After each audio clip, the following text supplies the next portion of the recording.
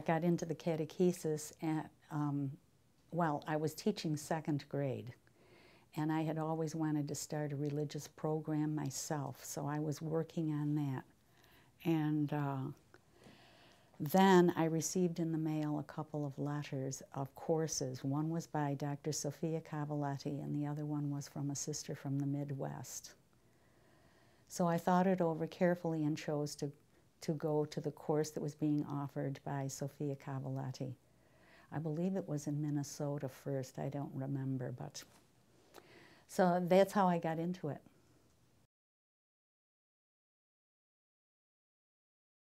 In the new child, I wonder about the question because we have the newness within us, and you know, we talk about the new child, but it's the child and ourselves learning to who we basically really are.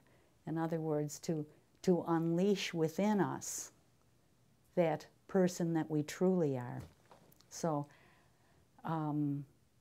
that is what the Catechesis of the Good Shepherd does for the children, because they realize, I emphasize a good deal about how we carry the presence of Jesus in our hearts, and therefore we are beautiful.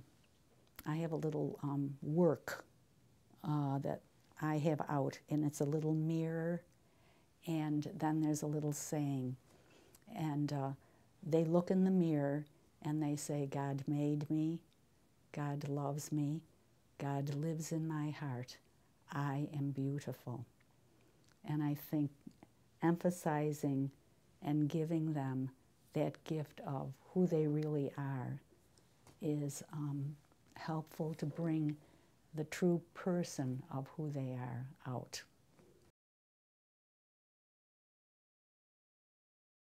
God calls children in various ways. It's beautiful to see how they respond when you give them, say, the parables, or when they enter the atrium. It's very clear to them when they come into the atrium that they're going into a very different environment.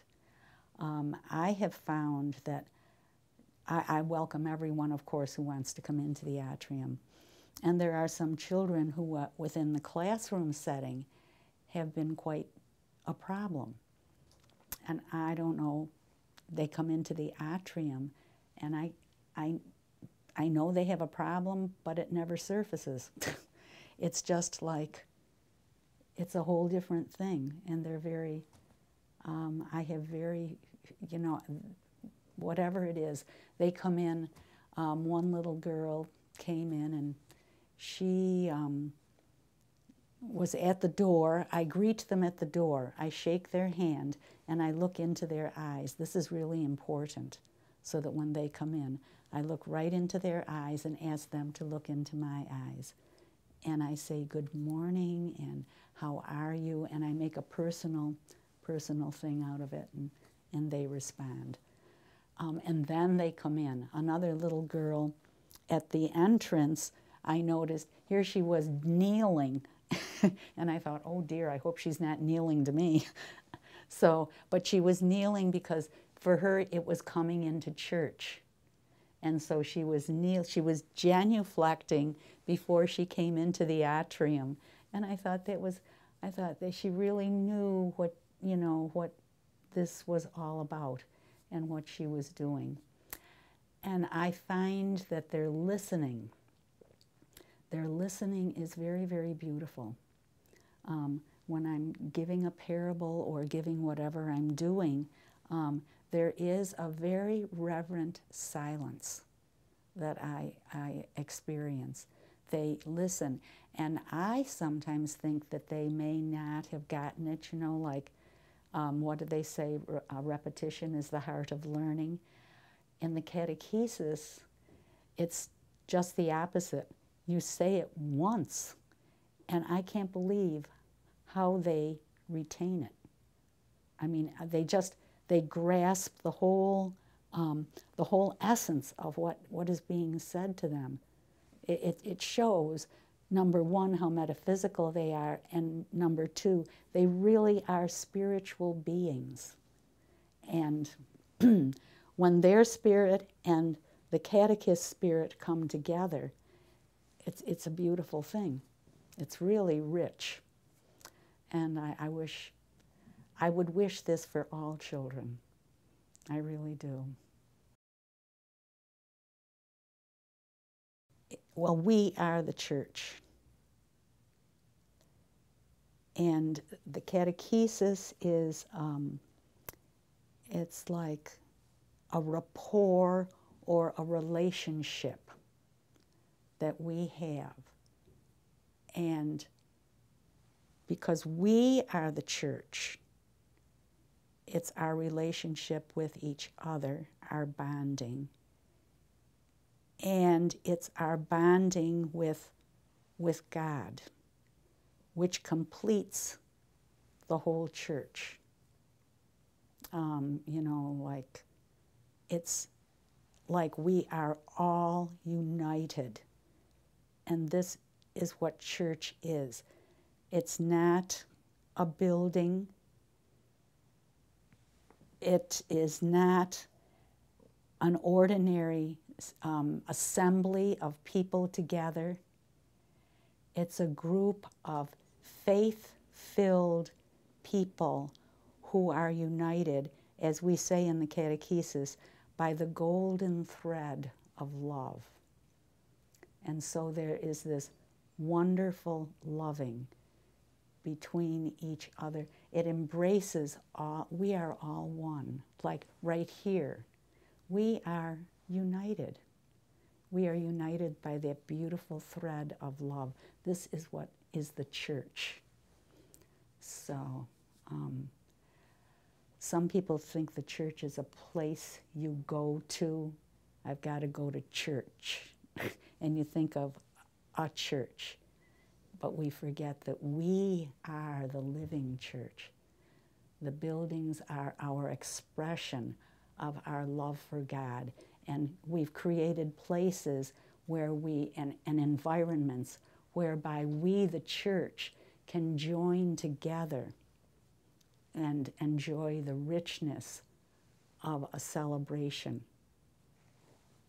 So that to me would be the gift. And the catechesis does this so beautifully through the parables.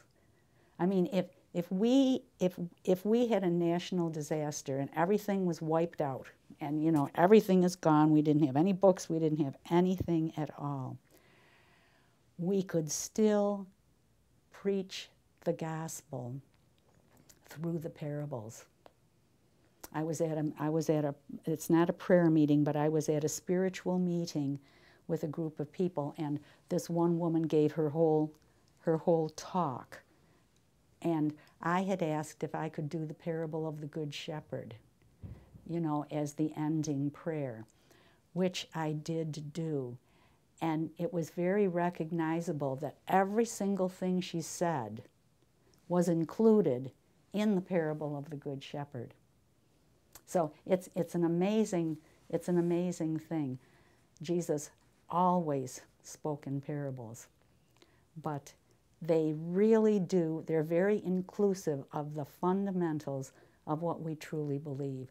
But what one child said to me, and this was years ago, I don't know what we were talking about, but he came out with this sentence, but we first need to believe.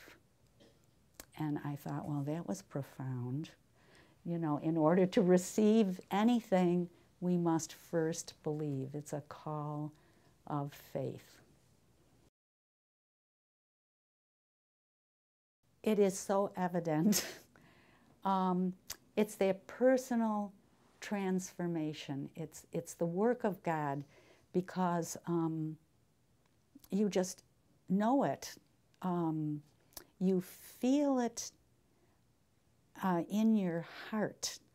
It's you can feel an irresistible call to do this. This was my experience anyway. And I don't know whether to get into contemplative or not, but it's a contemplative experience that opens you up to a mystical encounter that makes you know for certain that this is the direction in which you need to go. We do our prayers. You know, we have vocal and verbal prayers and all of that. And we have defined that prayer is the lifting up of the heart and the mind to God. What happens with this? I've even forgotten the question now that I'm into this.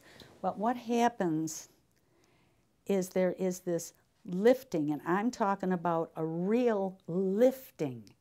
I am talking about a physical, you can actually experience this. This is a physical lifting of your heart. And it's a call. And, you know, it's, you just feel, it's almost like God is brushing by your soul and lifting you up. It's amazing. And it's a real feeling. And it's not like it happens every single day, but it's intimately connected with that call. And you can't resist it. And you can't make it happen. You can't do anything to make any of this happen. This is pure, total gift by the invitation of God. God invites you and lets you experience His presence. And once that happens, you'll either fall into it or turn away from it.